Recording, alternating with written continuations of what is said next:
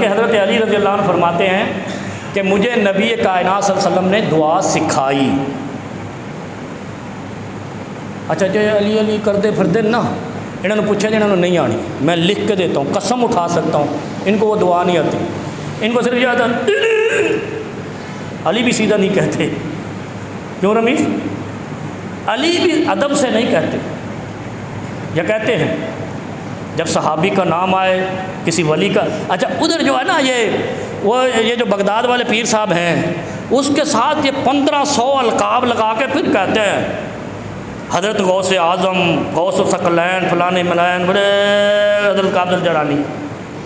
وہ ایک مولوی صاحب تھے، وہ یار اس کو پر لگے تھے ہمیں نہیں لگے، اس کو سینگ لگے تھے ہمیں نہیں لگے، وہ پگڑی باندھتے تھے کہ ہم ٹوپی نہیں رکھتے۔ کیوں اپنا مشتاق صاحب، وہ بھی ولی تھے، وہ بھی عالم تھے، ہم بھی عالم ہیں، انہوں نے بھی ایک کتاب لکھی، ہم بھی ایک کتاب پڑھ کے سناتے ہیں، کل ہمیں بھی لکھ دیں گے جب ہم ان کی عمر کو پہنچیں گے۔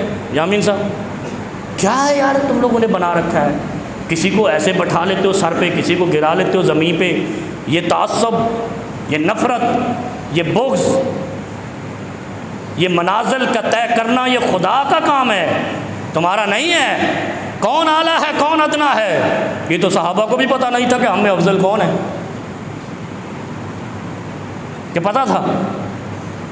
اگر پتہ تھا تو یہ جھگڑے کیوں ہیں پھر امت میں؟ کوئی کہتا ہے علی افضل ہے، کوئی کہتا ہے صدیق افضل ہے، تو اس کا مطلب ہے پتہ ان کو بھی نہیں تھا افضل کون ہے۔ افضل البشر بعد الانبیاء، جو نبی کائنات نے فرما دیا وہ صدیق اکبر ہے رضی اللہ تعالی عنہ، اور وہ اس لیے بھی افضل ہے کہ جب پیغمبر کو بیماری لاحق ہوئی اپنے مصلح پہ صدیق اکبر کو کھڑا کر دیا، کسی اور کو نہیں کیا۔ حضور کی زندگی میں صدیق کے علاوہ نبوت کے مصلح پہ کوئی نہیں کھڑا ہوا، تو افضل کون ہوا؟ یار غار کون ہوا؟ یار خاص کون ہوا؟ کیا تم لوگوں نے بنا رکھا ہے یار؟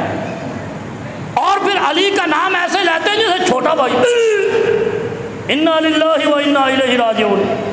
اور علی کا نام ادب و احترام کی معراج ہے، داماد رسول ہے، فاتح خیبر ہے، جگر گوشہ رسول کا شوہر ہے، بہادر امت ہے۔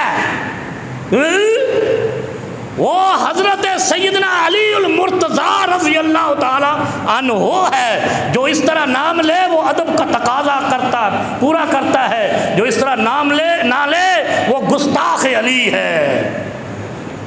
نعرہ حیدری کے بعد جو علی کہتے ہیں نا، یہ گستاخ علی ہے۔ پورا نام لے، جیسے محمد الرسول اللہ کہتے ہیں نا، سرور کونین، شافع محشر، شفیع المذنبین، خاتم النبیین، رحمت للعالمین، محمد کریم صلی اللہ علیہ وسلم کہتے ہیں، تو اسی رسول کا داماد ہے، اس کی کر دیتے ہیں۔ گستاخی کا بڑا یہ بھی گستاخی کی معراج ہے، علی کا نام بغیر شرف و عظمت سے لینا۔ یہ مسئلہ بھی بات بندو، کسی بھی صحابی کا نام بے ادبی سے لینا یہ اس صحابی رسول کی گستاخی ہے۔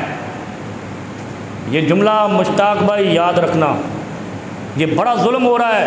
ہم کسی صحابی کا نام ایسے لے رہے ہوتے ہیں جیسے روانی میں ہم اپنے نام لے رہے ہوتے ہیں، اور جا کر سورہ حجرات پڑھ لینا، وہاں تو نبی کا کنڈا کھٹکانے سے بھی منع کیا گیا ہے۔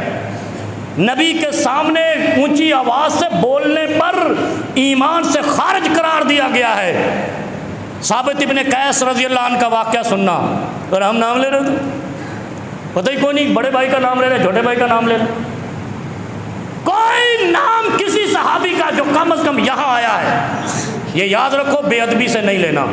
جب تک رضی اللہ تعالی عنہ نہ کہو وہ نام کی بے ادبی ہے، اس لیے کہ یہ قرآن نے کہا ہے کہ میرے نبی کے یاروں کے لیے رضی اللہ عنہ و رضو عنہ، خدا بھی ان سے راضی اور یہ بھی خدا سے راضی، تو کس بات کی مولی ہے جو رضی اللہ عنہ نہ کہے؟ بڑی اہم بات ہے۔ سیدنا علی المرتضیٰ جب پریشان ہوئے ان کو ایک دعا سکھائی نبی علیہ الصلوۃ والسلام نے کیا سکھائی تھی؟ لا الہ الا اللہ الحلیم الکریم، سبحان اللہ و تبارک اللہ رب العرش العظیم والحمد للہ رب العالمین۔ آتی ہے دعا؟ اس مجمع میں یہ پہلی صفوں سے علاوہ پیچھے کسی کو آتی ہے؟ واللہ کوئی شرمندگی کی بات نہیں، ہاتھ کھڑا کر دو، میں نہیں کہوں گا کھڑے ہو جاؤ، اور تیرا نہیں کیا یار، قاری صاحب ہاتھ کھڑا کر رہے ہیں۔ کسی کو یہ دعا آتی ہے جو علی المرتضیٰ کو نبی کائنات نے سکھائی؟ اور جڑے جمعہ پڑھن نہیں آندے، صرف نماز پڑھن آندے نے آخر تے،